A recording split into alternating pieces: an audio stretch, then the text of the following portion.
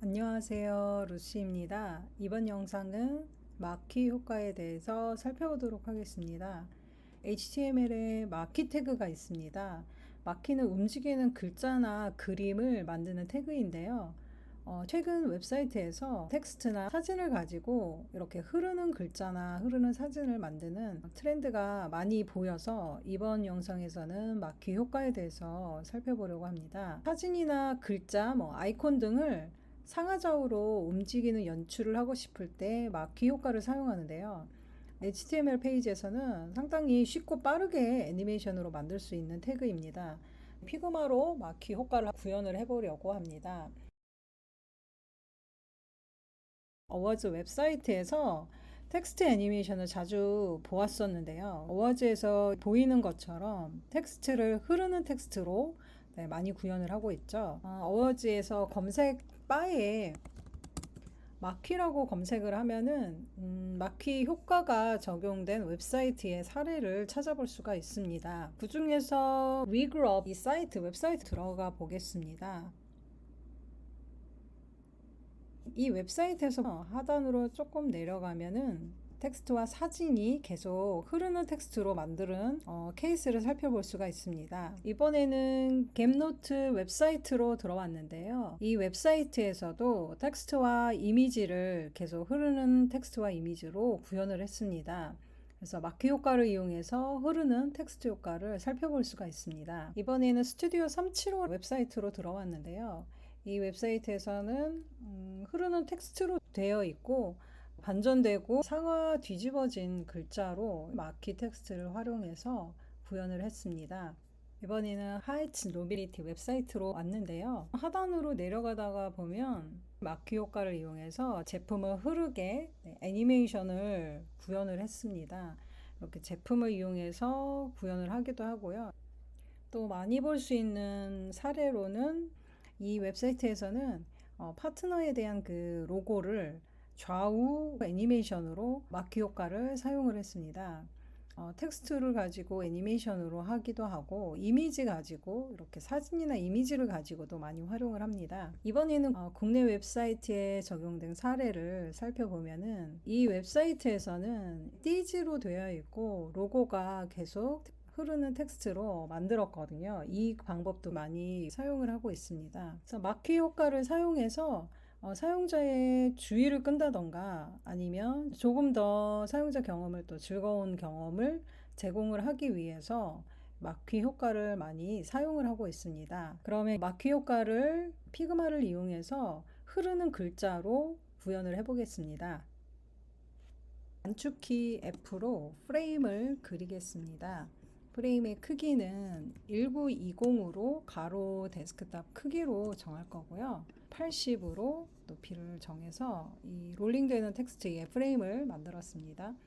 프레임의 필에 배경에 컬러를 넣어주고요. 그 다음에 문자 툴 T 눌러서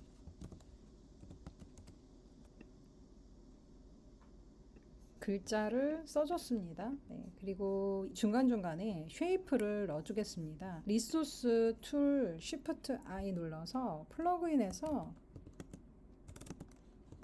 쉐이퍼를 검색하겠습니다. 이 쉐이퍼 툴은 도형 중에서 요즘에 많이 쓰는 도형들이 있는 플러그인인데요. 여기에서 이런 별 모양 그리고 스마일 아이콘 이런 거 가지고 와서 사용을 하겠습니다. 이 플러그인에서 가지고 온 이 모양 다이아몬드 모양을 컬러 변경하고 사이즈 줄여서 이 텍스트에 중간중간에 넣어주겠습니다.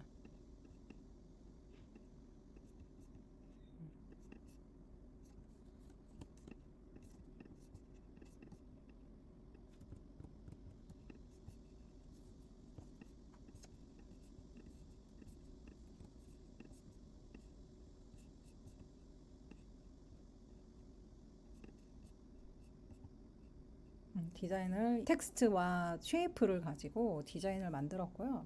프레임을 커맨드 D, 컨트롤 D로 복사해서 첫 번째 거 바로 옆에 위치를 이렇게 배치하겠습니다.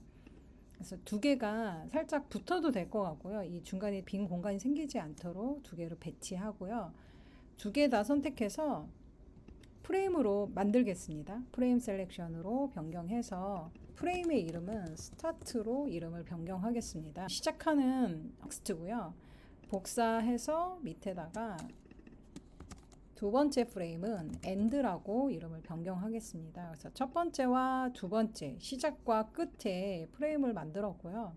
첫 번째 프레임은 그냥 가만히 있으면 되고 두 번째 프레임에 엔드 프레임에 안에 있는 프레임만 선택해서 위치를 1920만큼 왼쪽 편으로 옮기겠습니다. 그래서 쭉 드래그해서요. 1920만큼 옮겼습니다. 그리고 스타트와 엔드를 모두 선택해서 가로의 폭은 1920 데스크탑 크기로 가로 폭을 정해 주겠습니다. 그리고 클릭 콘텐츠를 체크해서 바깥에 있는 프레임은 감춰주기 하겠습니다. 그래서 스타트와 엔드를 다 만들었고요. 이제는 모두 선택해서 컴포넌트 세트로 만들어 주겠습니다. 스타트와 엔드 모두 선택해서 컴포넌트 세트로 만들어 주겠습니다. 이렇게 보라 색깔 점선으로 된 컴포넌트 세트로 됐고요. 컴포넌트의 이름은 마키 텍스트로 이름을 변경했습니다.